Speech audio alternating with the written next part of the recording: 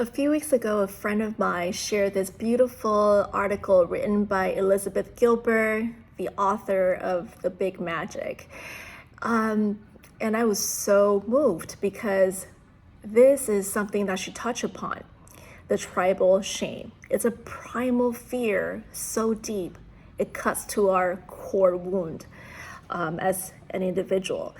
And so many of us, I believe, especially for highly sensitive beings, we all sort of experienced it one way or another. If you've been through enough major life transitions or transformation, inner journey, spiritual path, right? And there are a couple of things that make me contemplate.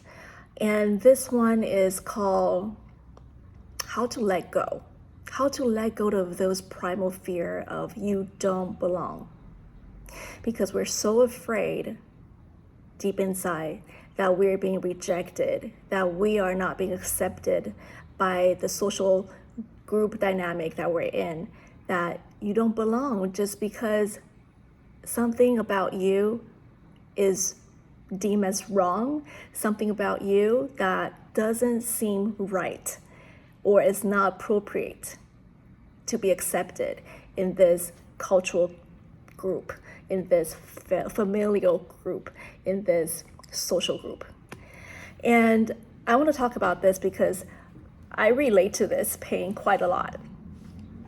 And it actually makes me want to talk about it when it comes to highly sensitive beings. How do we navigate through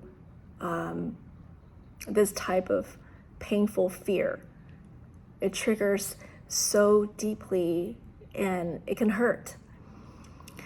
So number one, let go of the need to be understood. Whenever you feel like you have to over-explain yourself because of certain change you made in life, or you have to convince others to fully get you, then you are setting yourself in a trap.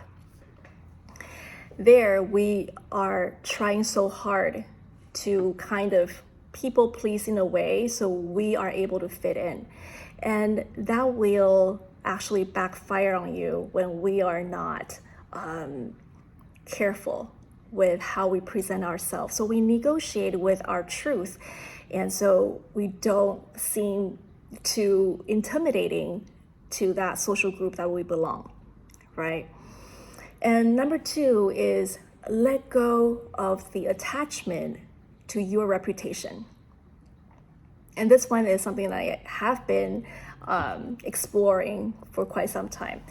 So whenever we think that we have an image that we have to keep, then we are very, very, susceptible, or we are very vulnerable to the outer influences. People would totally love you today and they love you for these qualities. However, when you're showing some other qualities of you because of your inner exploration, all of a sudden is not easily to be accepted. And then they start, saying things either behind your back or probably even attack you right in front of your eyes. So these are just extreme examples. But I just want to say, when we care about how people view us or perceive us in a certain way, we'll try our hardest to protect that image. And we're setting ourselves for another trap, right? And what I really feel is true is to continuously go within and cultivate that inner core value. What is important to you? What does it mean to be in your own integrity? So when you are following that inner integrity, you don't feel like you're being swayed by any other energies around you. And you are always walking your talk, speaking your truth. I think that's very important. And number three, this is especially for highly sensitive beings, is that we are so good at mind read people. So something that I used to do is to take things either personally or jump into conclusion too quickly. And that causes certain unnecessary conflicts or disputes. And so allow ourselves to say, I don't need to mind read people, even though I probably am pretty intuitive and good at it, but I don't have to do that. And allow people's actions and behaviors to just show me naturally, letting other people to be who they are. And so that gives space for ourselves to take care of our tender heart, not to get too wrapped up in our oversensitivity, but also letting other people to show up authentically as what they want to share with you, right? And I think these are quite important 3 let goes in order to, I'm not gonna use the word guarding, because that sounds really putting a wall in front of you, but allow yourself to tending a garden of your sanity. I think that's more important, because we all go through major, minor transformation or transitions throughout life, and we really need to stay as pure-minded as possible.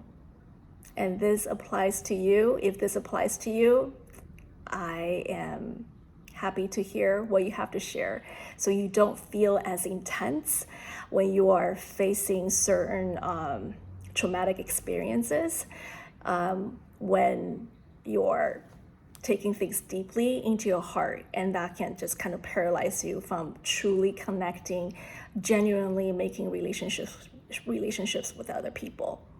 Okay, so I hope this serves you, and let me know what's going on. It's Mercury retrograde, and use this energy to allow all the old patterns to come, revisit, to reassess, so you are able to renew yourself for the good.